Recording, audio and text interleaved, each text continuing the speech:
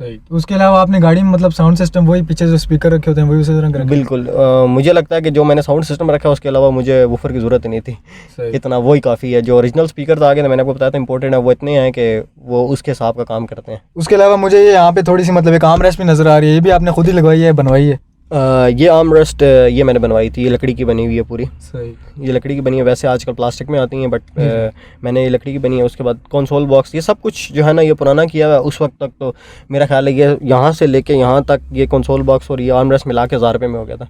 अब तो पता नहीं क्या हिसाब चल रहा होगा। अब तो कुछ ना पूछो तो अच्छा है। यही बात है। उसके अलावा ये यहाँ पे आपने एक स्टिकर लगाया हुआ है सुपर स्लो 0 to 100। बिल्कुल। ये तो अभी तक आपने इसका मतलब 0 to 100 टेस्ट किया है कि कितने में जा रहा है? नहीं, मैंने 0 to 100 टेस्ट नहीं किया बट मैंने टॉप स्पीड ज़रूर टेस्ट की थी। टॉप स्पीड माशाल्लाह 170 आपने बताई है, विच इज़ क्वाइट मतलब आउटस्टैंडिंग।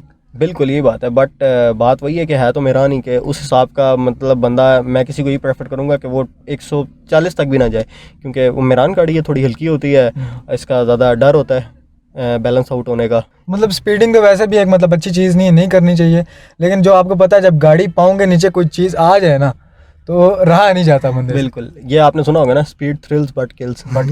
यही वाला चक्कर है। और दूसरा वो मुझे किसी ने बताया था कि एक्सीलेटर एक नशा है, आपके जब हाथ में आ जाए या पाँव के नीचे आ जाए तो फिर आप ना भी चाहो तो उसको आप दबाते ही दबाते हो, बंदा करे ही।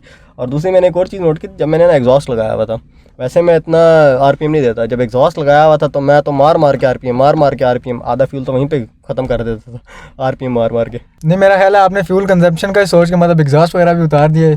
एग्जॉस्ट वगैरह से इतना फ्यूल कंजप्शन में फ़र्क नहीं पड़ता था but it was regarding the rules. फ़र्क उस सेंस में पड़ रहा था ना कि आप एग्जॉस्ट के बाद सुन के ज़्यादा एक्सीलरेटर। हाँ, वो है कि एक बंदे को एक नशा हो जाता है साइकोलॉजिकल। हाँ, साइकोलॉजिकल बंदा कहता है यार, जो कार का है उसके लिए वो सुकून की चीज़ है यार। बंदा जब वो कहता है ना एग्जॉस्ट सुनता है, कहता है यार शीशे बंद हो, मेरे एग्जॉस्ट की आवाज़ अंदर आए। बाहर वालों की तो सत्यानाश हो रही होती है, लेकिन अंदर वाले कह रहे होते हैं मेरी आवाज़ अंदर आ जाए। उसके अलावा अली भाई मैं मतलब अगर डोर्स की तरफ जाऊँ तो इनमें आपने कोई मेजर मॉडिफिकेशन नज़र नहीं आ रही, मतलब स्टॉक ही रखे हुए हैं? बिल्कुल, ये डोर ट्रिम्स भी ओरिजिनल लगे हुए हैं, बाकी सब। इसके ऊपर थोड़ा पेपर इसलिए कराया था मैंने, कहा था कि ओरिजिनलिटी महफूज रह जाए थोड़ी।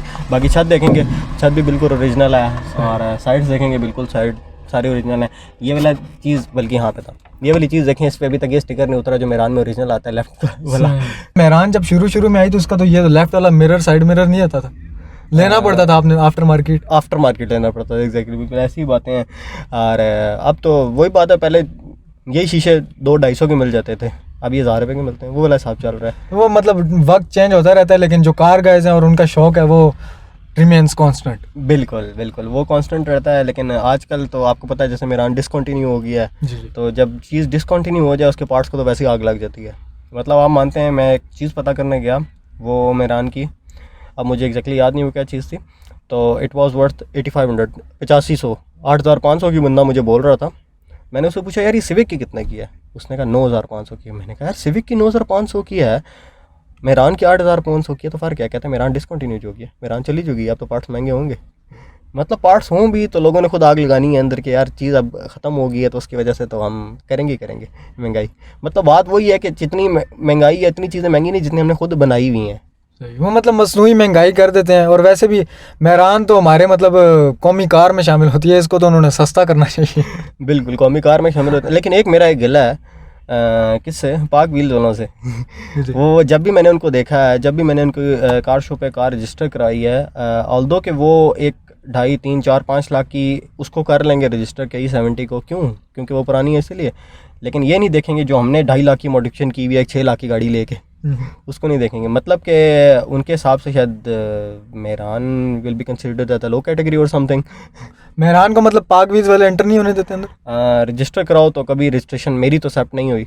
जाके मैंने मतलब वो रिलेशन पे आई थिंक डिपेंड कर रहा है, क्योंकि मैंने अंदर जाके देखे ऐसी स्टॉक मेरान भी खड़ी मुझे नजर आई है। मैं ये सोच रहा था, मैंने कहा इसमें है क्या, वो वाला हिसाब है। सही। तो मतलब ये एक वो हो गया, क्या उसको क्या कहते हैं, फेवरिज्म हो गया, थोड़ा फेवरिज्म हो गया, बायसनेस होगी, किसी को बायस करके बस उसके ऊपर कर रहे हैं। चलें जी, इंशाल्लाह हम दुआ करेंगे और दरख्वास्त करते हैं कि हमारा ये व्यू चला जाए उन तक, और वो देख लें कि ये चीज़ वो चीज़ है जो स्टॉक रहने के साथ साथ अंत की मॉडिफाई हुई हुई। बेशक बिल्कुल। रोड पे चल रही होती है तो बंदा मुड़ के देखता है, वही मैंने कहा ना सिविक वाला भी होगा, वो अपनी सिविक को छोड़ के शीशा नीचे करके एक दफ़ा इसके पटाखे की आवाज़ सुनागा ज़रूर। यही बात है। और शीशा नीचे ना भी करे तो इंशाल्लाह उसके कानों तक जाएगी। बिल्कुल ऐसे ही है। इसकी कोई कभी किसी ने कोई कीमत वगैरह लगाई हो? इसकी कीमत के बारे में आपको मैं एक फ़नी फैक्ट बताता हूँ कि मैं एक दफ़ा रोड पे जा रहा था and there was a couple. वो कपल आया, उसने मेरी गाड़ी रोड पे चलते हुए उन्होंने कहा एक्सक्यूज़ मी, मैंने गाड़ी साइड पे रोकी। उस लेडी ने आके मुझे कहा आपने गाड़ी सेल करनी है। मैंने कहा कहीं फॉर सेल का बोर्ड लगा हुआ है इसके ऊपर? कहती है नहीं। अपने हस्बैंड को कहती है मैंने यही गाड़ी लेनी है। और उसके हस्बैंड ने I don't know where he took my contact from, उसने मेरा कॉन्टैक्ट लिया और उसने मुझे कॉन्टैक्ट किया कि आपने ये गाड़ी 1 मिलियन की देनी है। मैंने कहा यार जी मैंने शौक से तैयार किया, मैं इसको कभी देना नहीं चाहूँगा। वो मतलब आपने वो लेडी की बात की कि मैंने यही गाड़ी लेनी है, वो अक्सर हमारे यहाँ होंडा ने जो अपना है कि मैं तो होंडा ही लैसा। उसने कहा मैं तो ही लैसा। मैं तो मेरा नहीं लैसा, वो वाला हिसाब ही है।